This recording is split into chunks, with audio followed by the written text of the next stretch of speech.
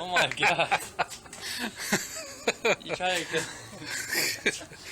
Oh damn, there's a copperhead on your seat. Where'd that come from? Oh man, this is what you wait for in Texas. October, cold fronts, finally getting cooled down, nice sunny days. High today, I think around 60, 65. So, man, compared to working in the shop at 95, almost 100 every day, this is a wonderful day to be working in the shop.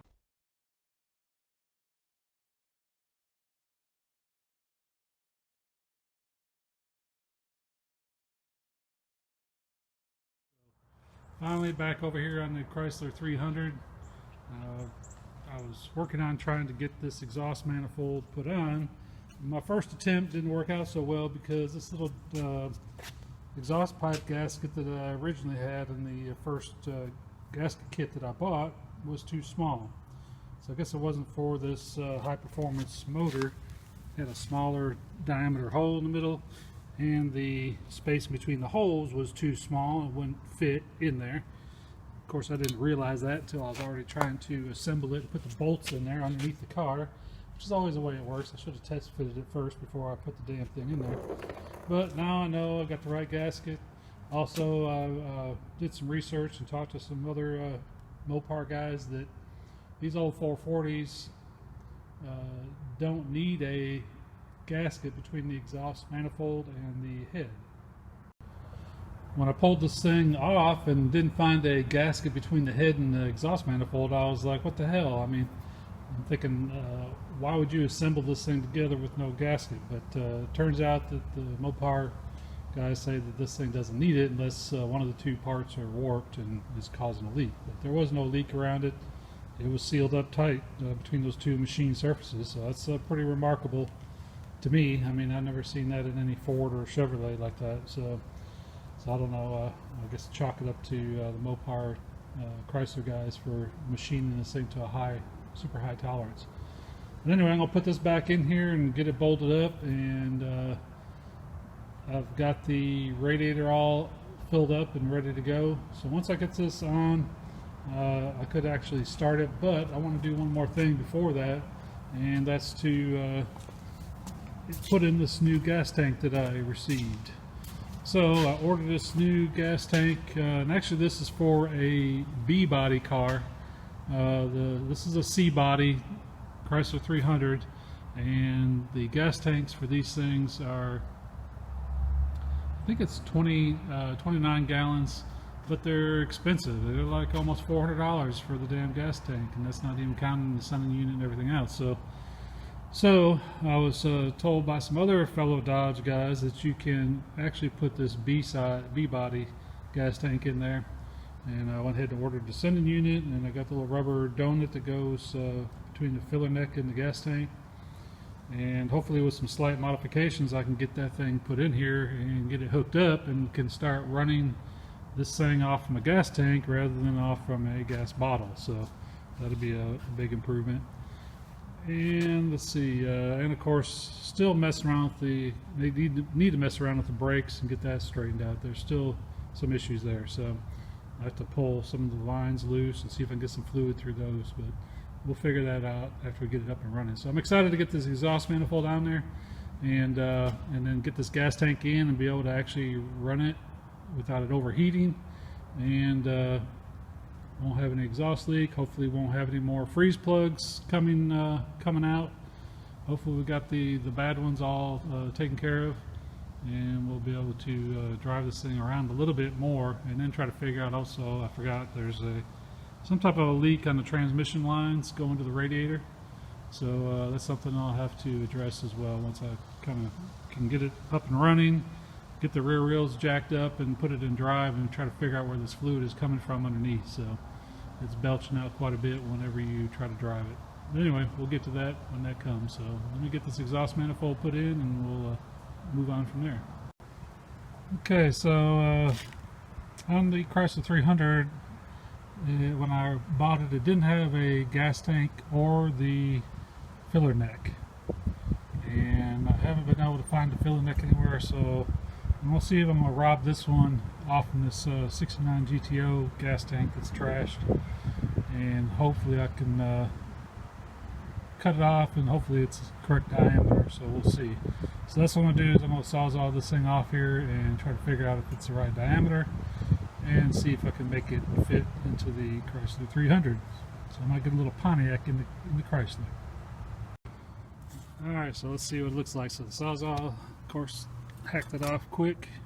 Let's see if this seal is the right diameter. So it appears to be the correct diameter, so that's awesome. Alright, so I'm hoping it's going to be long enough to go into the tank, and plus the damn thing's kind of bent up. I'm going to try to maybe straighten that out a little bit, and so we clean it up and we'll see how it works out.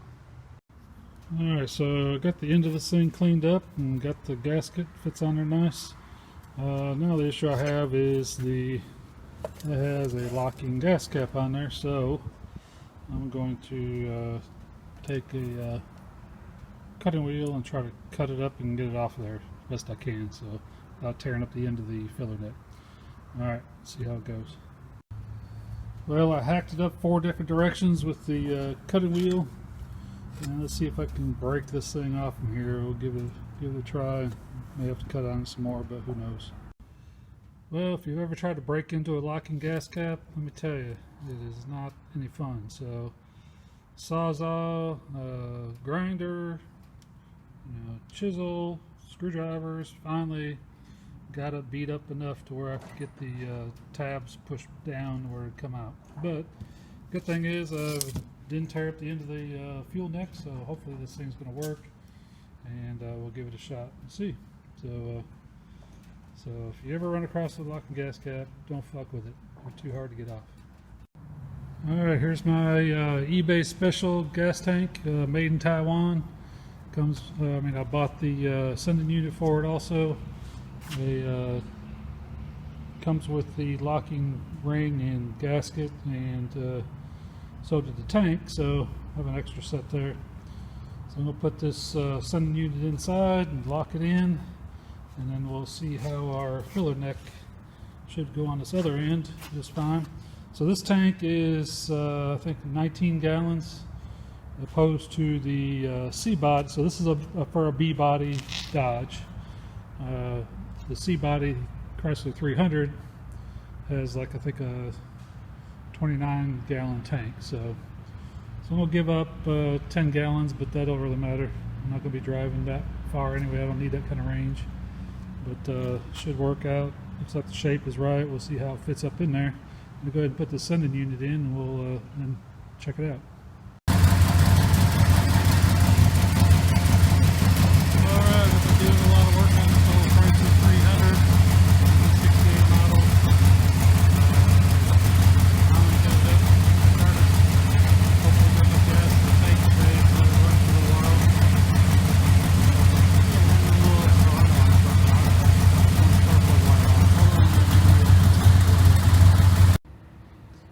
Alright, here we go. I got that plug wire back in. The last one, the driver's side, is really tough to get in there.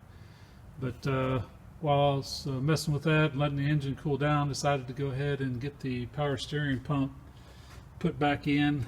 There's a little bitty rubber grommet that goes right in here in between the 2 brackets for the power steering pump. Kind of gives a little bit of a cushion in there.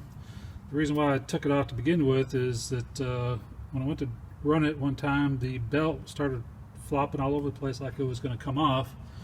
So I wasn't quite sure what was going on, and when you look at this from the side, kind of looking at the track of the belt, the power steering pump seems to be crooked, and it seems to be by design from the factory, is that there's a pivoting bolt down there that's kind of concentric. It has some grooves cut in it to kind of change the orientation of the pump.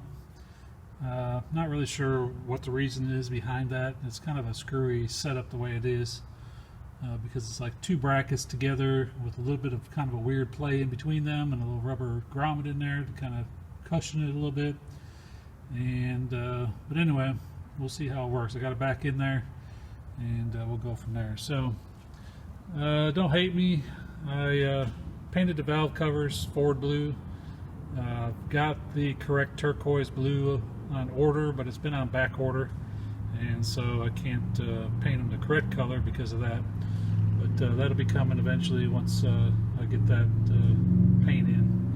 Alright, I'll go ahead and try to fire it up, and let's see how it goes here. Should fire up. I had it start a little while ago just for a short time, so we'll try it again here. So let's jump in here.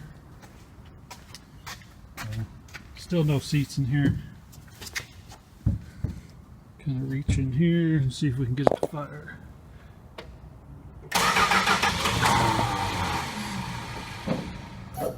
Pump it a couple times. A couple more times.